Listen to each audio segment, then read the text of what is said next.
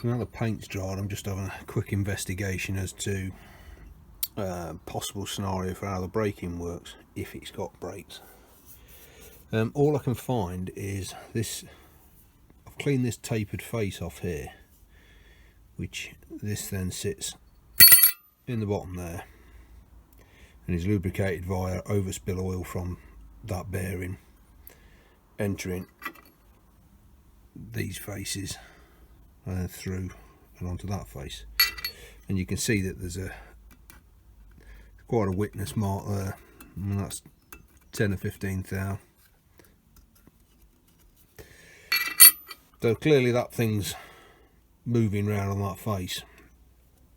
On the arse end of the clutch is this actuator, and I queried why this thing's polished, and I think that is the braking face, which seems to sit there. Now those tapers are pretty good. They're not self-locking, but there's good contact by the feel of it. So I think what happens is, when the drive's initiated, obviously this thing's pushed that way, spinning round with the drive pulley on the spline shaft, and then when you disengage this, it's pulled back, and I think it holds off. So the pulley's still spinning and this shaft is spinning with the momentum that's built up, and then pulling the handle the other way, only a fraction, provides enough friction between that face and that face. What I'm trying to determine is when these are engaged, these faces, how tight on is that, because something is giving it cause for that wear, and you know that's sitting pretty damn flush now.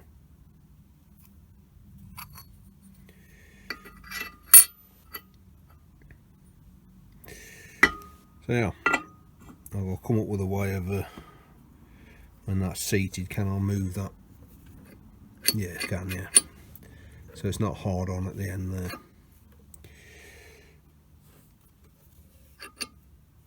Yeah, so I think that's the brake, which is pretty basic, but then, you know, how good's it got to be? I've stripped out the bearings from the drive pulley, or the driven pulley, and I've cleaned off and degreased this. I then went over it with some abrasive, just lightly, just to take off a bit of the glazing. It's not a super surface, but I'm working on the basis of this isn't designed to do sort of a slip-in drive. It's either on or off. I'm going to add a jog facility, I think, anyway. But we'll deal with that at a later stage.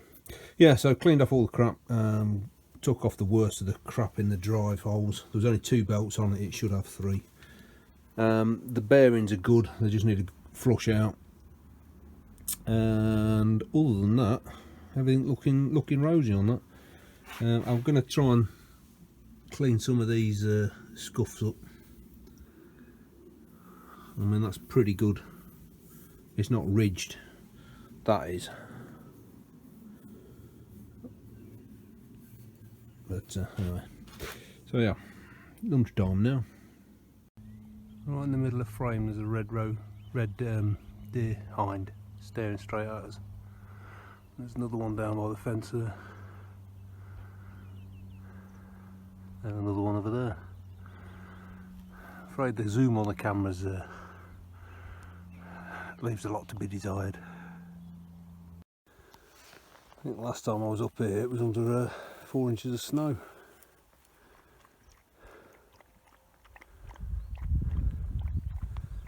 It's the evening, about 8 o'clock.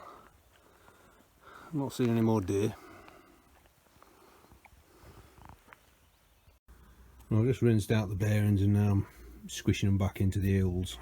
The notes I took, this bearing on this side of the pulley was flush, so I've tightened it down and it's flushed in now. I'm going to swap it over and do the other side.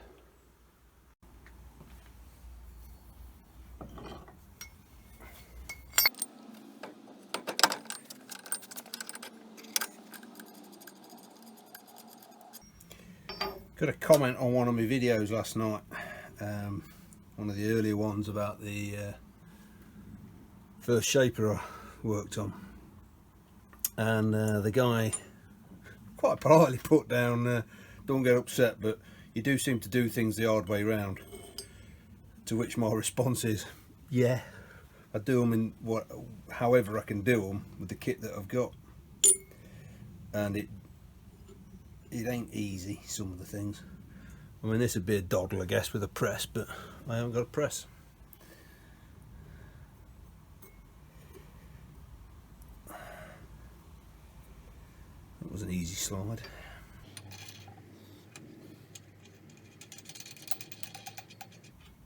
So I've asked him, go and have a look at some of the later videos and tell me if you think I've improved, on the basis of what I do is generally based around the kit that I've got, the time that I've got, what seems logical to me, and also sometimes just for the choice of tools I want to use. So sometimes I do a job on the shaper which would probably be equally as well done or even quicker on the mill or the lathe. But the point is, I try and do what I can do with the kit I've got in the manner in which I want to do it.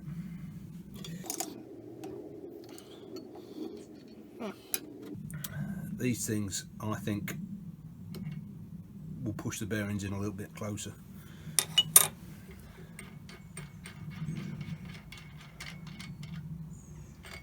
Remains to be seen.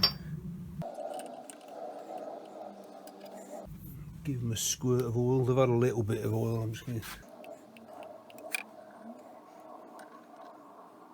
Yeah, I think I'll, because these are only a slotted screw, so I'm not going to chew the ends up. I'll find something to sit inside there so I can just pull that in a little bit more.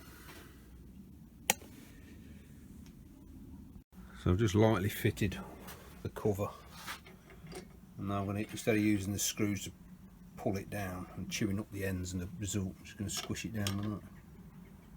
So that's been clamped down hard, and what they're doing is they're putting pressure through the outside races and through the packer at the spacer in the middle. Now the inside spacer is free to float to a degree. I mean, obviously once the shaft's in, it won't go anywhere.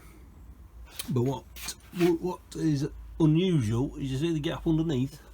Yeah, I'm surprised about that.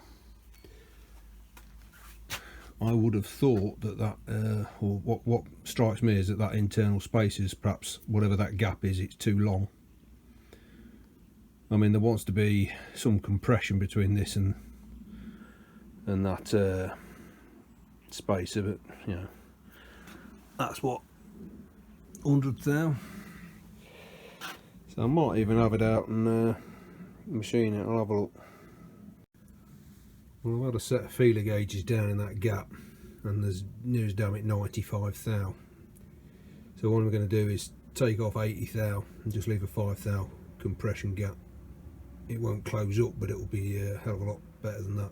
What I'm actually going to do is take it off this on the collar that's left. That makes me a bit happier. That's a 3 thou gap now.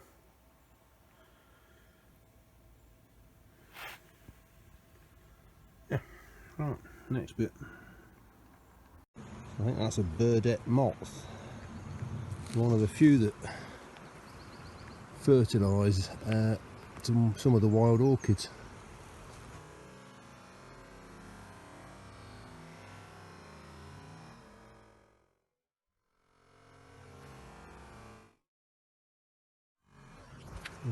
Birdette moth. He's off. We're pretty much ready to rebuild this clutch. The only job that remains is somehow cleaning out the oil down the end of that shaft. Yeah, so I've got to come up with a gunning plan to make sure there's no shite down there, and then I can build it all up. I can't actually finish the job for the simple reason it needs the pulley. The pulley needs the drive belts running over it before the two sides are clamped up, but I ain't got the drive belts, and even if I did have them, put them on, they'd just be in the way until I've got it actually hanging on the back of the lathe. So what I'm going to do is build it up and then leave the pulley, just not nip it up tight, so that once I've got the assembly mounted on the rear end of the headstock and I can get the belts on and finish the job. But give everything now a final coat of paint, and it's all ready to go, and the paint's hardened off, so which is the only other thing I was waiting for.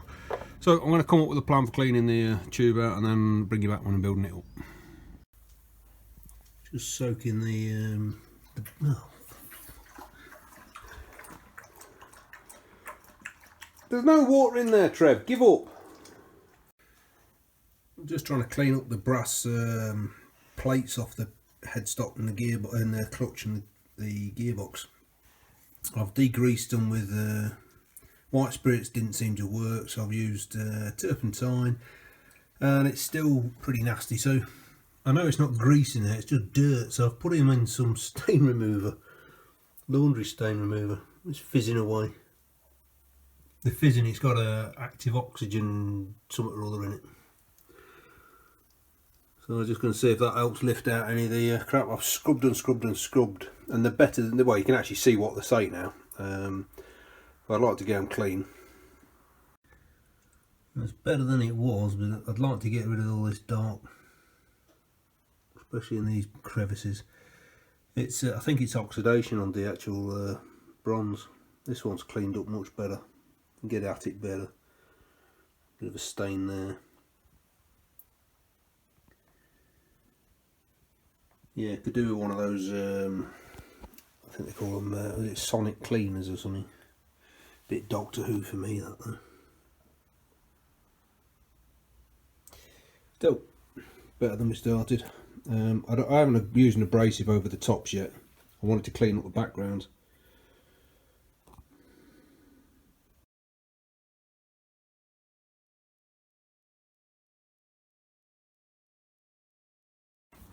Did it again halfway through and forgot to put the camera on go. Right, so we've got the shaft in with the two metal plates that sit either side of the casting, and I've just given them a very, very light dab of oil, nothing more.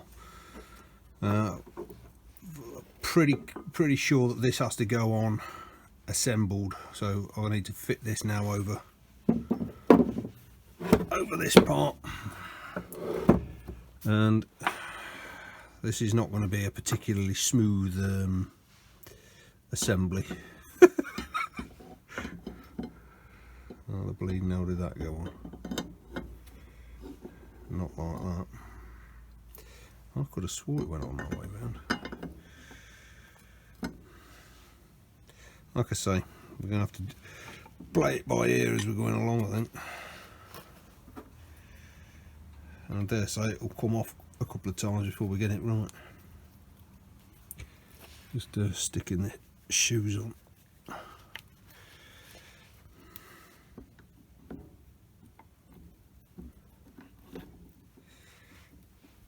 They're a bit snug as well. So I've got to now wiggle this in, getting this end through the hole here, whilst it sits on the shaft. Yeah, and not nibbling my fingers between the two closed parts. There's probably, back in the day, there was probably a way they did this that made it a lot easier.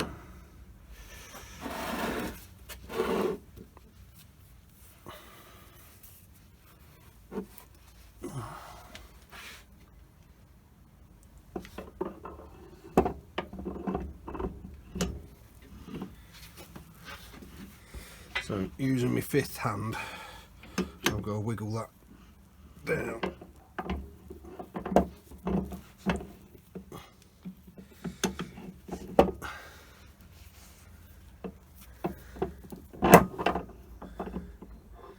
And that ain't gonna work.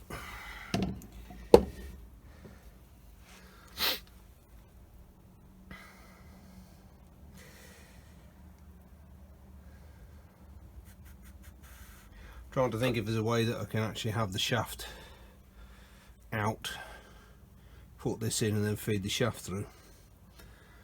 So let's just give ourselves a smidgen more room. That might be enthusiastic.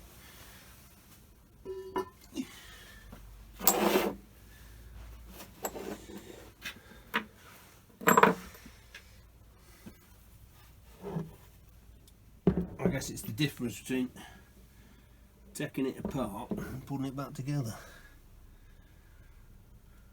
Right, so it needs to be 180 degrees round from there.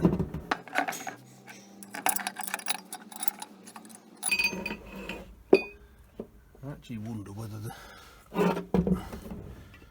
the shaft even needs to be in for this part.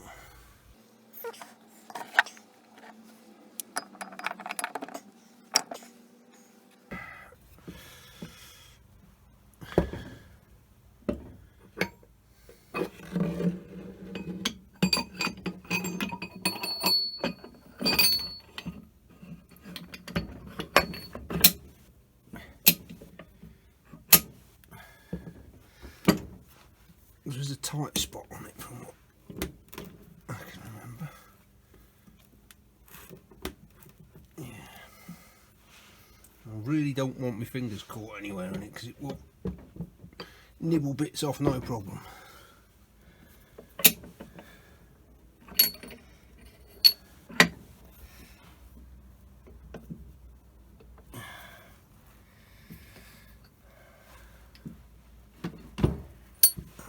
Start the bearing off.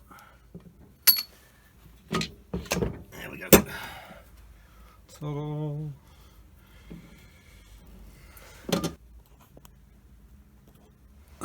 These two screws fit either side of the yoke, so I'll just bring them into some kind of adjacency.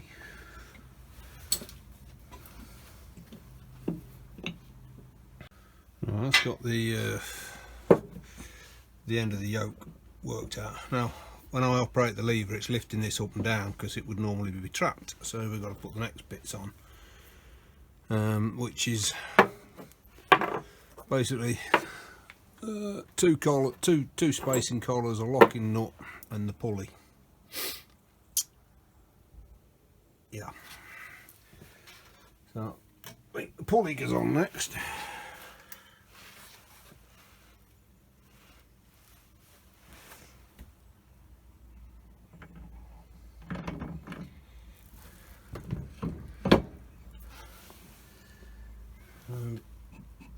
It has to go over that lot. Now then, if I put said spacing washer there, can't put the other one on, so I need to go back through and find out where the second one goes, because then that fits on there.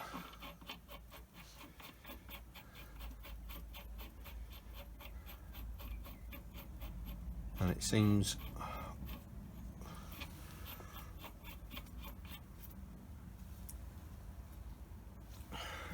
and then I just need to find out whether it actually has two spacing collars, because there's some confusion in my mind as to whether I took two out, so the other one might be off another part.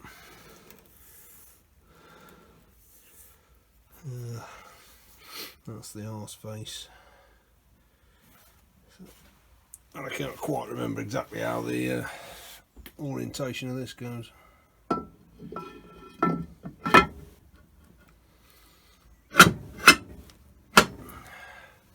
But somewhat along those lines. And I need to get a, there wasn't one in it, but it should have a 1/2 inch BSF fitting in that top, and I think with a large washer, and that stops the lateral movement of the shaft. Christ, it weighs a bit.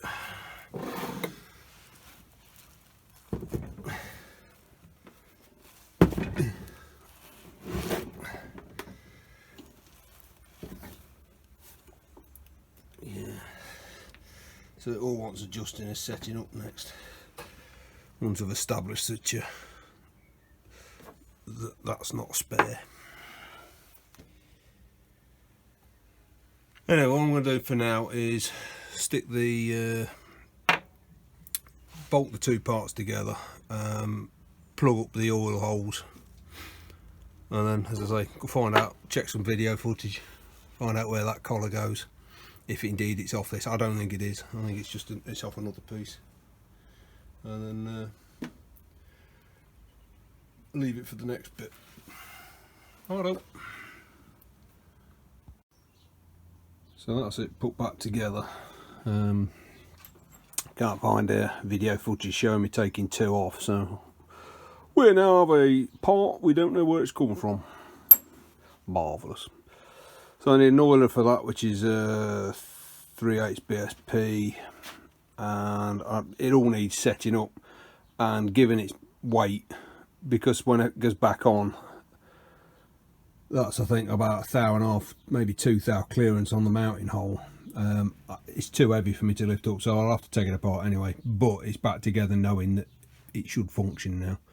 A bit of jiggery pokery getting the pulley over the brake shoe, in so much as the I didn't realise I had, but I'd expanded the brake shoe a touch, so I've had to take it all apart again, undo those two screws which adjust the brake shoe, which you gain access to. There's a hole, or a pair of holes in the pulley, and you have to rotate it and go in, but it was jammed on, so that was a bit of a pain in the rear. Anyway, so that's that wants bagging up and sticking out the way for now. Then I decide what I'm going to do next. Took far too long, but given that it wasn't operational, I think it's time well spent.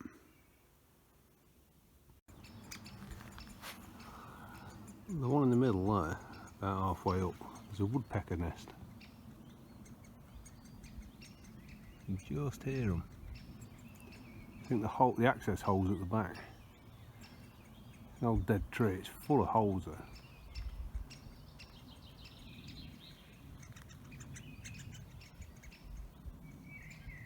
You can hear them chirping.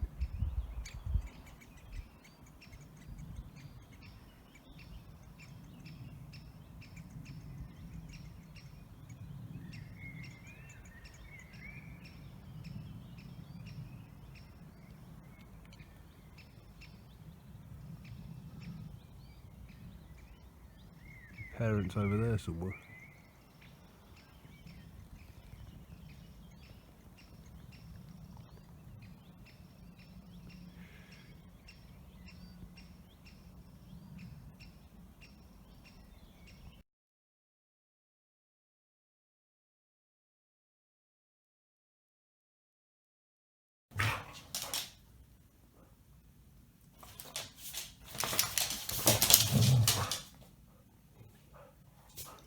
Get him, Sky. Get him, Sky.